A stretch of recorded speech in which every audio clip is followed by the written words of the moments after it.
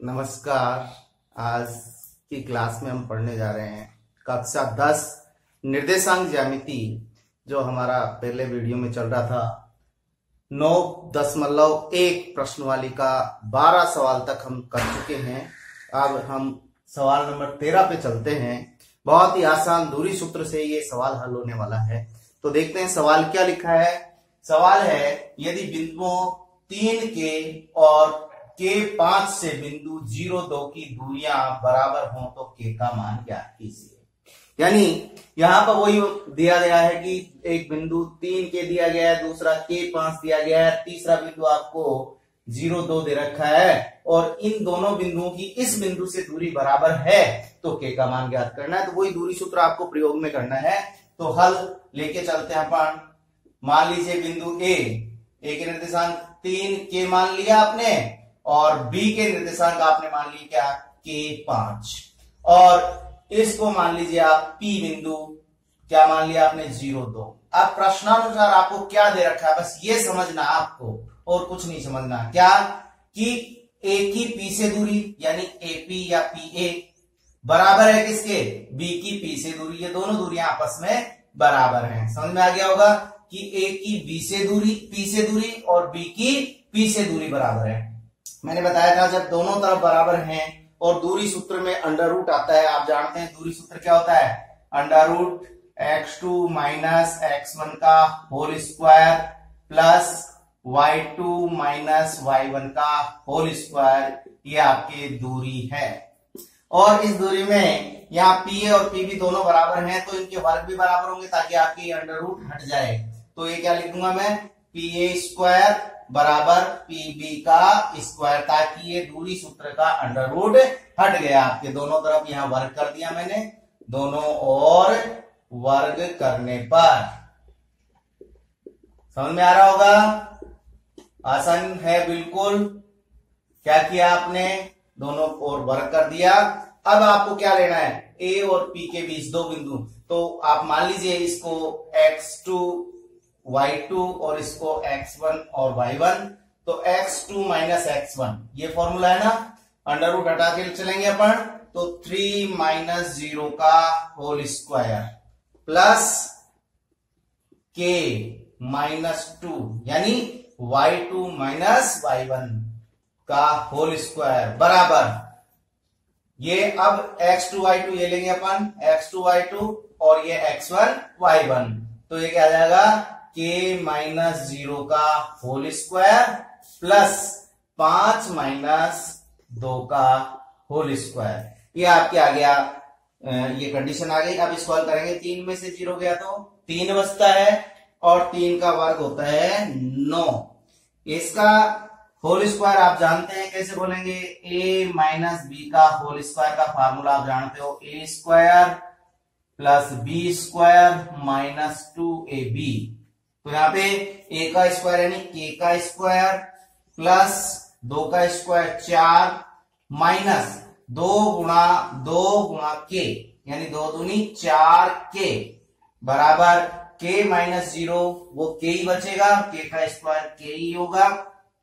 यहां बचा कितना, 5 में से 2 गया तो 3 और 3 का स्क्वायर 9 आपके आ गया। आपको जो कांस्टेंट्स हैं यानी अचर संख्याएं हैं उनको दाईं ओर ले जाना है और जो के वाली नंबर्स हैं उनको बाईं ओर लेके आना है।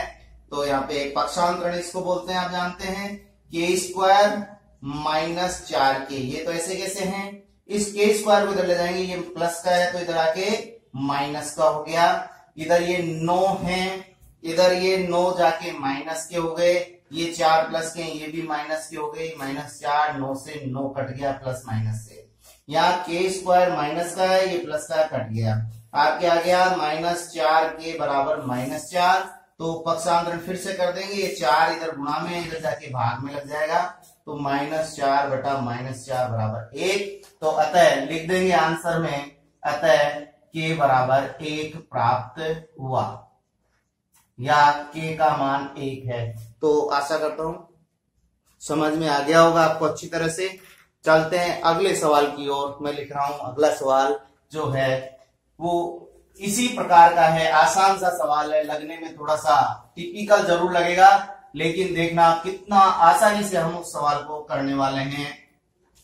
तो देखिए चलते हैं सवाल नंबर 14 नंबर का सवाल है, यदि दो बिंदुओं P और Q के निर्देशांक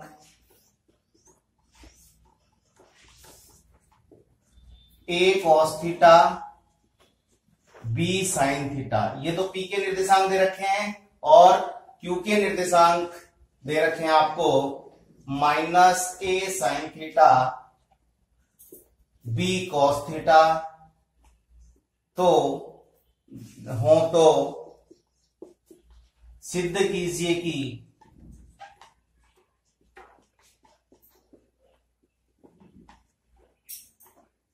OP का स्क्वायर प्लस OQ का स्क्वायर बराबर A square plus B square, जहां O मूल बिंदु है। आपको पहले बताया था कि O मूल बिंदु है। तो यहाँ पे देखिए आपको बहुत ही आसान सा सवाल है, एक दिखने में थोड़ा सा इसमें त्रिकोणमिति के फॉर्मूला थोड़ा सा काम में आएगा, इसलिए थोड़ा सा टिपिकल दिख रहा होगा, लेकिन ये एक महत्वपूर्ण सवाल है और बहुत आसान भी है। तो यहाँ चलते हैं, वही दूरी सूत्र का प्रयोग यहाँ पे करेंगे। तो यहाँ पे हल में अपन लेके चलते हैं, P के निर्देशांक आपको दे रखे हैं A cos of theta B sin of theta, और Q के निर्देशांक आपको दे रखे हैं -A sin ऑफ थीटा और B cos ऑफ थीटा। आपको क्या ज्ञात करना है, यहां पे ज्ञात करना है OP का स्क्वायर। OP का स्क्वायर यानी मूल बिंदु से दूरी का वर्ग, यानी मूल बिंदु से दूरी। मैंने बताया था कि अगर कोई बिंदु XY है तो उसकी मूल बिंदु से दूरी जो है वो x square plus Y square के बराबर होगी। ये सूत्र बताया था मैंने कि x कोऑर्डिनेट का स्क्वायर और y कोऑर्डिनेट का स्क्वायर, बार बार लिखने की जरूरत नहीं है। मूल बिंदु से दूरी का सूत्र ये होता है दूरी का वर्ग, ये अंडर रूट होता है, और दूरी का वर्ग कर देंगे आप तो ये x square plus Y square, तो आप दिमाग में रखिए। तो यहाँ पे आप आसानी से, यानी OP का स्क्वायर क्या है यहाँ पे देखिए x स्क्वायर, x कोऑर्डिनेट क्या है यहाँ पे A cos थीटा, तो यहाँ पे A square cos square theta हो जाएगा, प्लस y स्क्वायर, y का कोऑर्डिनेट क्या है यहाँ पे B sin थीटा, तो ये हो जाएगा B square sin square theta, समीकरण नंबर 1। फिर इसी प्रकार आप OQ स्क्वायर फाइंड कर सकते हैं। OQ स्क्वायर यानी इसका वर्ग, यानी A square sin square theta x coordinate का वर्ग प्लस y कोऑर्डिनेट का वर्ग B square cos square theta. हमने ज्यादा पचड़े में नहीं पड़ा कि दूरी का वर्ग करके फिर करेंगे, तो अपने डायरेक्ट यहाँ पे दूरी का वर्ग ही निकाल लिया क्योंकि वर्ग ज्ञात करना था। अब क्या करना है, आपको OP square plus OQ square ज्ञात करना है, तो दोनों को जोड़ दो, यानी 1 प्लस 2 किया आपने, तो इधर तो क्या आ गया OP का स्क्वायर प्लस OQ का स्क्वायर बराबर, यहां देखिए ये आ जाएगा A square cos square theta plus A square sine square theta, देखिए plus B square sine square theta plus B square cos square theta. तो यहां आप देखते हैं कि इन दोनों में A स्क्वायर कॉमन है, इन दोनों पदों में B स्क्वायर कॉमन है, तो ले लीजिए कॉमन। गणित का रूल ही यही है कि जो कॉमन दिखे कॉमन ले लीजिए। तो यहाँ पे क्या आ गया cos square theta plus sign square theta plus यहाँ पे B स्क्वायर कॉमन है तो B स्क्वायर कॉमन ले लिया, क्या आ गया sign square theta plus cos square theta. अब आप त्रिकोणमिति से जानते हैं त्रिकोणमिति सर्व समीकरण जो होती हैं sign square theta plus cos square theta बराबर 1 होता है, जानते हैं आप अच्छी तरह से। तो यहाँ पे देखिए cos square theta plus sine square लिखो, चाहे sine square plus cos square लिखो, इसकी वैल्यू 1, तो ये a स्क्वायर ही रह गया क्योंकि a स्क्वायर को 1 से गुणा किया a square plus b square को 1 से गुणा किया b स्क्वायर, जो कि आपके देखिए क्या आ गया a square plus b square आ चुका है। आपके ये सिद्ध करना था। तो ये इस प्रकार से समझ में आ गया होगा कि ये दोनों सवाल थे, लास्ट सवाल थे, अच्छी तरह समझ में आ गया। अगला सवाल और हम करने जा रहे हैं। अगला सवाल है जो कि आपके बोर्ड परीक्षा के लिए भी महत्वपूर्ण है, 2020 के लिए भी और आगे के लिए भी महत्वपूर्ण है। इस प्रकार का ये सवाल नहीं तो आपको आगे की परीक्षाओं में बिल्कुल आसानी से इसको हल करेंगे। और ये बोर्ड की परीक्षाओं में 6 नंबर का क्वेश्चन ये इस प्रकार का आता है कि मैंने बताया कि ये प्रश्न वाली 8 नंबर की प्रश्न वाली है, जिसमें मैंने आपको पहले ही बता दिया कि जो फर्स्ट वीडियो मेरा था उसमें जो बेसिक मैंने बताया था वो आपके 1 नंबर जो है वो कवर करता है सूत्र और ज्यामिति में। उसके बाद में कुछ सवाल में हमने करवाए वो 2 नंबर कवर करता है और ये 6 नंबर का सवाल इस प्रकार का आता है, इसी से रिलेटेड आता है। तो ये बिंदु चाहे कुछ भी हो, लेकिन चतुर्भुज, समबाहु त्रिभुज, ये कुछ मैंने बताए थे आपको कि समबाहु त्रिभुज में 2 भुजाएं बराबर, समबाहु त्रिभुज में 3 भुजाएं बराबर, संरेख होने के लिए त्रिभुज का क्षेत्रफल 0 कर दो या 2 दूरियों का योग तीसरे के बराबर, और समकोण त्रिभुज के लिए 2 दूरियों के वर्गों का योग तीसरे के बराबर। ये कुछ चीजें मैंने आपको पहले बता दी थी। इस सवाल को हल करने जा रहे हैं, आशा करता हूं आप अच्छी तरह समझेंगे और 6 नंबर आपको पक्के करने हैं, क्योंकि ये 2020 में इस प्रकार का सवाल आपके आने वाला है।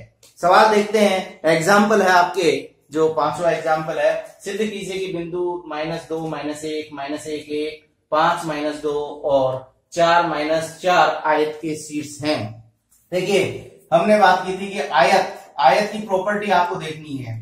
ये मान लीजिए आयत के 4 बिंदु हैं। पहला बिंदु आपके -2, -1, दूसरा बिंदु है -1 और 1, बी बिंदु मान लो इसको, सी मान लिया मैंने 5 और -2, और डी मान लिया आपने 4 और -4।